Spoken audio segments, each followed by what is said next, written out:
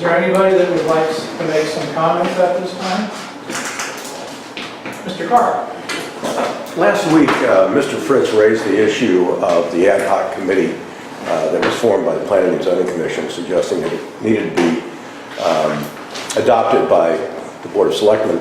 I sent you all an email yesterday because it prompted me to look into the charter to see where the authority is given to create non-enumerated committees. And perhaps it's in state statute, but certainly I couldn't find it in the charter.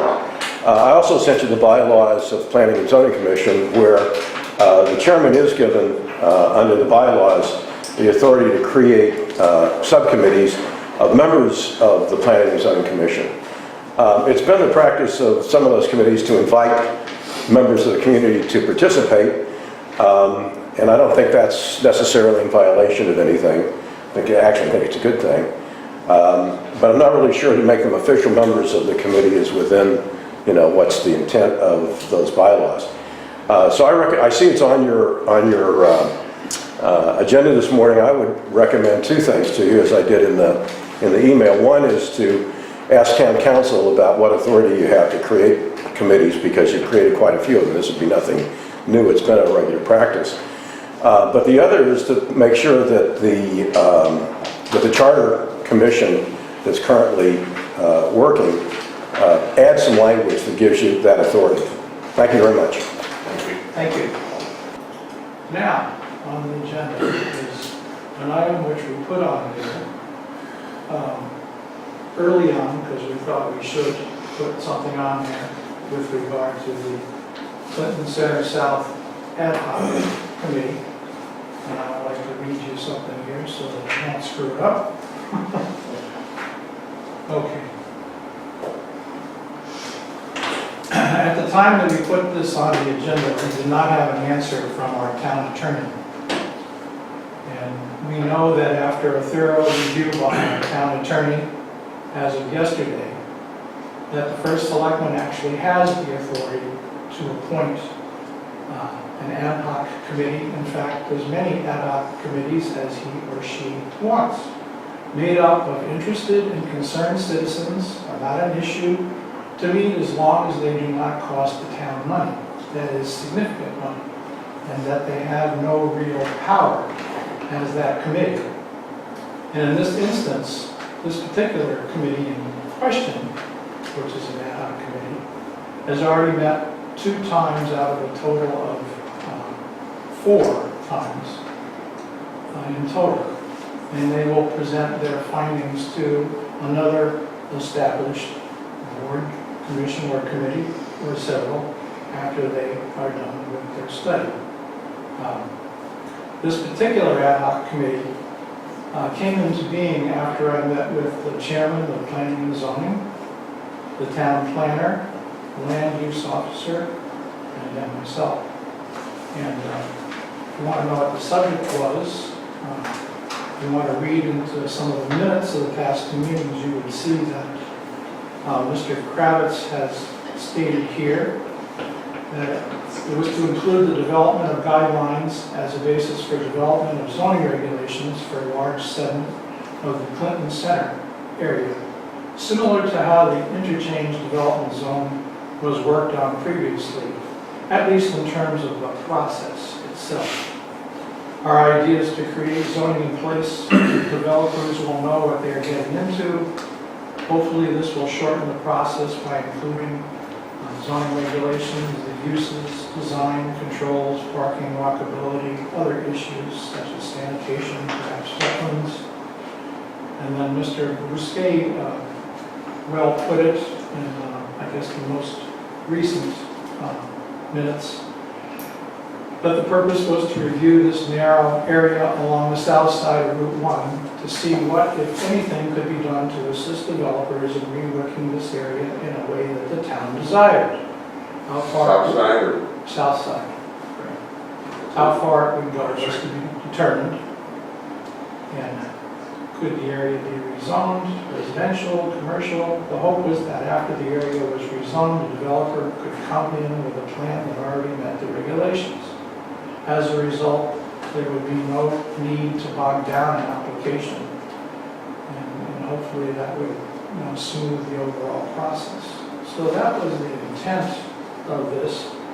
And Gary, do you want to expand on that in any way? Sure. First of all, it's not planning and zoning's ad hoc committee. We probably voted to have members of our committee to be on an ad hoc committee. The thought process is kind of twofold. One is that right now, if a developer wants to come in and do things in some of our areas in town, it can be a 3-year process. So the thought was that if we could, and one of the reasons for that is that you have different zones coming together. You have residential right next to commercial. So we thought that floating zones would take care of that. Floating zones then, I believe, became a kind of a political thing where people used it for or against, and maybe it's not a perfect system. That's certainly one tool we still have, because we do have floating zones. Now, if we could take a narrow stretch, which right now is probably from where the CBS property wanted to go in, maybe to Lumberyard Road, could we make that area more marketable if it was its own zone? Not, the ad hoc committee has no power to do anything other than to gather information. Most of the people who make up the ad hoc committee are other agencies. So the thought is that then each agency, planning and zoning, water pollution control, EDC, they can go back and have discussions with their groups so everybody's on the same page. It may be that planning and zoning doesn't do anything. That could be the answer is no, that won't work. Right. Or it could be that we need a hybrid. But it's really just an information gathering ad hoc committee. Very good. So based on our attorney's findings, it is not necessary to seek the Board of Selectmen approval at this time for this particular ad hoc committee. I will say to everybody that in the future, during Selectmen's reports, I will speak about an ad hoc committee that we are thinking about forming, so that everybody knows that we're thinking about this and we can get some more input from the Board of Selectmen. Okay? Okay. So that's it. I just ask on this particular one, can we ask questions about it, whatever, since we're brought in on it? Sure. So it's kind of after the fact, since you're too deep Yeah. in the meetings. Yeah. Maybe we should make a motion and then No, And there's then- there's no motion, Carol, we're not voting on that.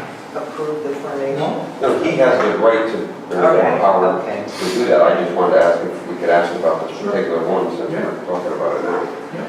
Now, like, say the marina zone, and they have a, committee that discusses that, they invited all the marina people in to discuss how they would like to see things go, but I noticed that you didn't invite any of the landowners, and, it's all well and good, and I happen to be one of them, but, it might not have any power, this ad hoc committee, but some people might use it to hang the findings of this and the findings of that this committee that really has no power supposedly, will use it in a vote that says, well, this is the findings we came up with.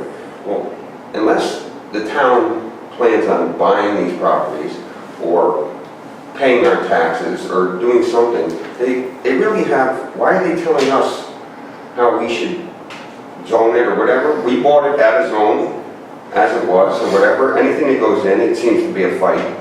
I mean, at least you could ask, I know almost all the property owners from Hall Street down to whatever, but no one comes and asks what we'd like to see as the owners of it, who pay the taxes on it, or might have a business there, or, like Bob Miller's expanding his business there. I don't understand, you're saying make it more marketable. Well, they're not for sale, most of them, you know what I'm saying? So how about just helping the people out that already own them and maybe asking their opinion, and how, I don't understand, it's just another committee formed to tell people that already own the land how they should do it. Now, I understand Gary, you were saying it was more to see how we could do with the zoning and so forth. Correct. And And it's only 4 meetings.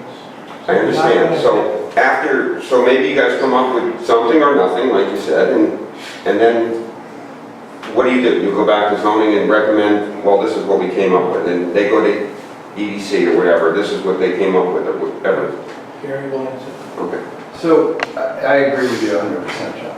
And I brought up a couple times that there's 4 meetings, and that I think it's very important to bring the actual owners of these properties, because they don't have to do anything. They don't ever have to sell their property. And, you know, the discussion went, we're not going to do that at this point. I think, depending on what information we get and which way, when this gets kicked back to planning and zoning, our piece of it, I'm probably going to recommend that before, that the next step would be, okay, let's do something like the Marine District that we did on Monday night. Let's put an invitation out and bring these people into the room. You know, these are the facts we found. You know, now let's bring you guys in. Do these facts hold water? Because some of the things that have been brought up are things about the actual owners that I can't verify because the owner's not there. Just a start. One thing I get, you know, like John said, there are people that own the property, and although they may be, in some people's eyes, underutilized, certain people on the zoning board think that they're underutilized, maybe EDC, but maybe the owners are very happy with what they have and what's going on there. There's only one vacant property in that whole area that you're talking about. It's actually 3 parcels that are together. There's only one. So it's not like there's an issue there in that area of town. I know that we scared off, or we got somebody that owns a large property, the old Ponds building, very upset with the town with the Cecil Group study, because somebody on the zoning, or a couple people on the zoning started using that as the Bible, that this is what should be done with it, this is what should be done with it, and they never consulted with the owners of the property. And their recommendations wasn't. Right. But some people, as John said, use those recommendations as the Bible to see what has to happen. Exactly. And that's what happened with the CVS. And well, it almost happened with the existing high school site. So the same person that's on this committee was on that committee and almost torpedoed it.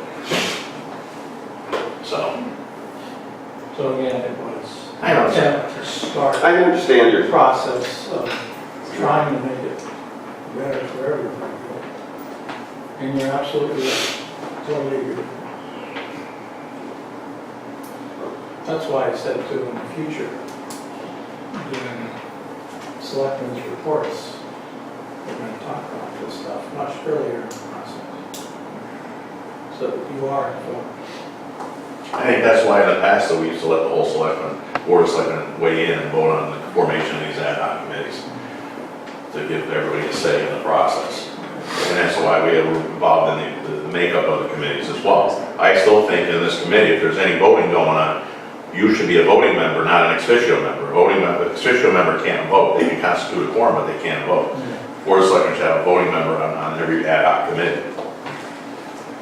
Just to clarify, there is no voting. Okay. They're just going to do a report of your findings, Correct. period. Okay. Thank you, everybody. Next item.